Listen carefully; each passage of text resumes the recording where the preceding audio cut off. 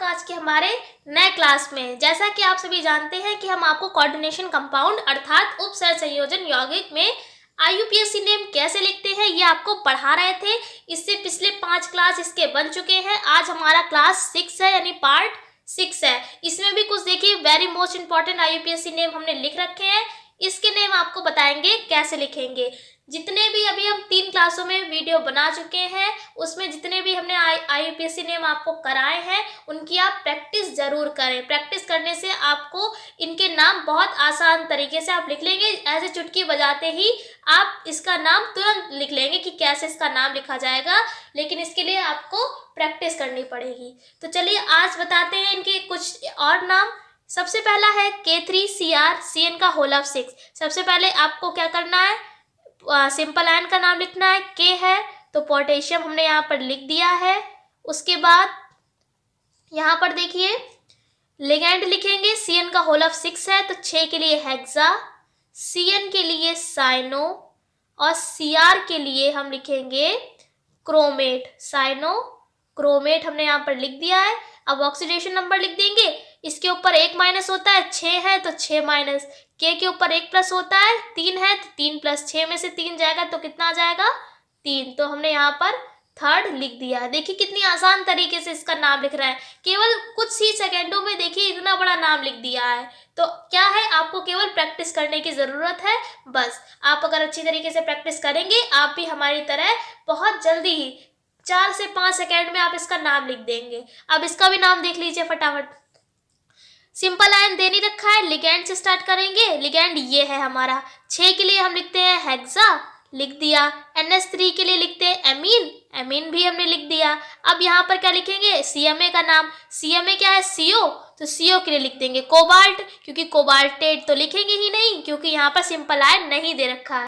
अब यहाँ पर देखिए ऑक्सीकरण संख्या कैसे लिखेंगे। इसके ऊपर ना प्लस होता है ना माइनस, पहले कई क्लासों में आपको बता चुके हैं क्योंकि ये उदासीन लिगेंड है। उसके बाद SO4 के ऊपर क्या होता है, 2 निगेटिव होता है, ऋणात्मक लिगेंड में बताया था। Cl के ऊपर 1 निगेटिव होता है, ये भी आपको कई क्लासों में बता चुके हैं। 2 और 1 कितना हो जाएगा 3, तो यहाँ पर आ जाएगा थर्ड। अब लास्ट में हमने आपको बताया था जो भी ब्रैकेट के बाहर लिखा होगा उसका नाम लिख देंगे।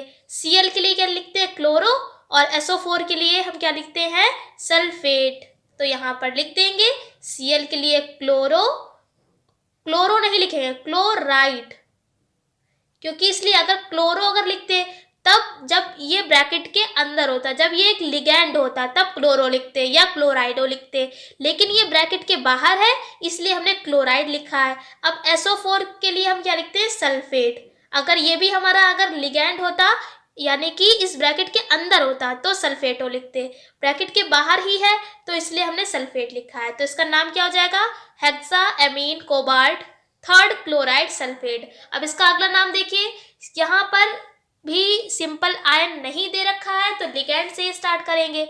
ये पूरा हमारा क्या है लिगेंड है। 4 के लिए लिखते हैं हम टेट्रा,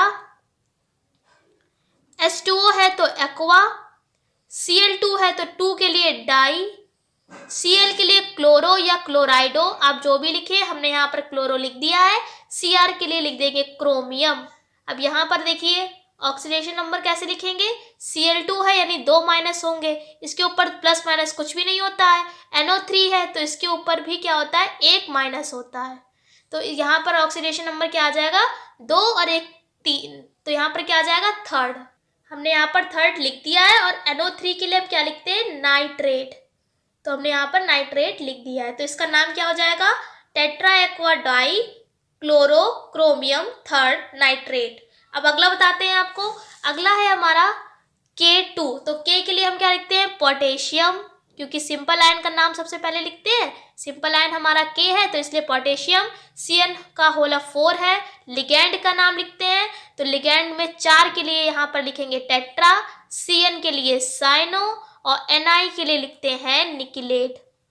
तो यहाँ पर देखिए निकिलेट हमने लिख दिया है। अब ऑक्सीडेशन नंबर लिख देंगे।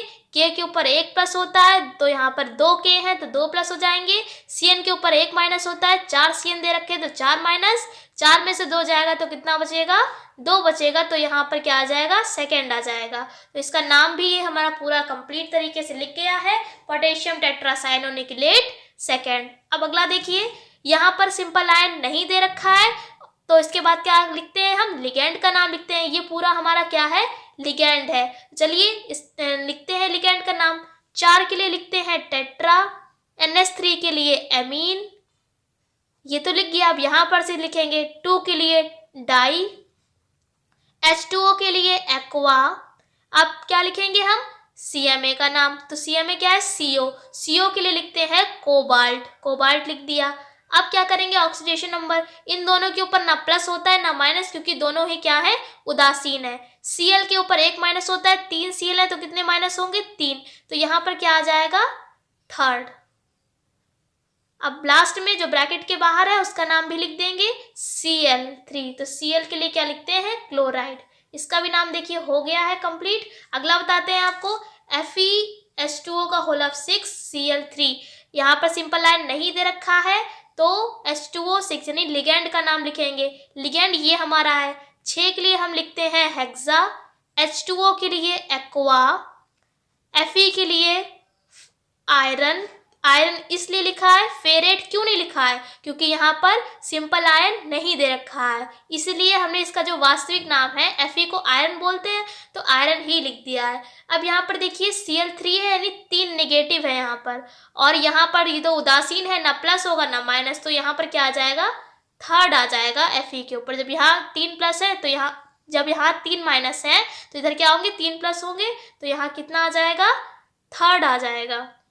और फिर लास्ट में हम यहाँ पर ब्रैकेट के बाहर जो होता है उसका नाम लिख देते हैं। Cl के लिए क्या लिखेंगे, क्लोराइड। इसका नाम भी देखिए पूरा लिख गया है। अब एक लास्ट और बता देते हैं आपको, CO यहाँ पर भी देखिए सिंपल आयन का नाम नहीं दे रखा है, तो कहाँ से स्टार्ट करेंगे, लिगेंड। ये पूरा हमारा क्या है, लिगेंड है। 4 के लिए हम लिखते हैं टेट्रा, और NH3 के लिए लिखते हैं एमीन। तो देखिए हमने यहाँ पर टेट्रा एमीन लिख दिया है।